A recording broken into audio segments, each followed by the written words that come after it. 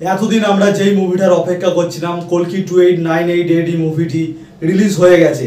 এই মুভিটা আমি দেখলাম, কেমন হয়েছে জানাবো আপনাদেরকে। বলতে গেলে প্রথম হাফটা যেন একটু কেমন লাগছিল, বাট সেকেন্ড হাফ যখন থেকে শুরু হয় অসাধারণ অসাধারণ করেছে এই কল্কি মুভিটি। এবং এই মুভিটি দেখে বোঝা গেল এখানে প্রভাস লিড রোল পার্ট করছে না, কারণ এই মুভিটি যেহেতু মহাভারতের সঙ্গে যুক্ত রয়েছে তাই প্রত্যেকটি ক্যারেক্টারেরই গুরুত্ব রয়েছে এবং তাদের এক এক করে কেমিও দেখানো হবে।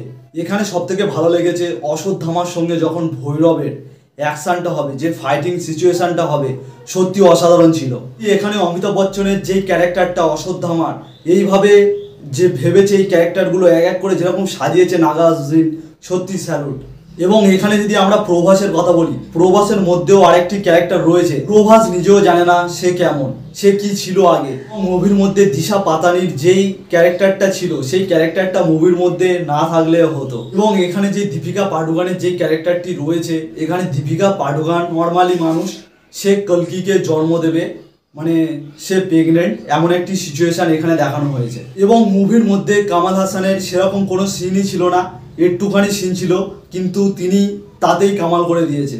মানে তাকে যেমনভাবে সাজানো হয়েছে, তার যেমন লুকটা ছিল সত্যি অসাধারণ ছিল। এবং এই মুভির মধ্যে গ্রাফিক্স নিয়ে তো কোনো কথাই হবে না, মারাত্মক গ্রাফিক্স ছিল। এবং এইরকম একটি মুভির কথা ভাবা সেই মহাভারত থেকে এখনকার যুগ পর্যন্ত, সত্যি স্যালুট নাগার্জুন। এবং মুভির মধ্যে লাস্ট 10 মিনিট যেই টুইস্টটা ছিল, একদম এখানেই সব কিছুই ভুলে যাবেন যে ফার্স্ট হাফে কি হয়েছিল কি না হয়েছিল। এবং যারা মহাভারত সম্পর্কে জানেন, যারা মহাভারত সম্পর্কে পড়েছেন, তাদের এই মুভিটা একদম দেখার জন্য একদম উপযুক্ত। তারা প্রত্যেকটা ক্যারেক্টার কি, কোথায় কোন ক্যারেক্টারের কেমন গুরুত্ব, সব কিছু তারা জানবেন। মুভিটি সত্যি কথা বলতে গেলে আমার অসাধারণ লেগেছে এবং আপনারাও চাইলে ফ্যামিলির সঙ্গে অবশ্যই মুভিটা গিয়ে দেখুন।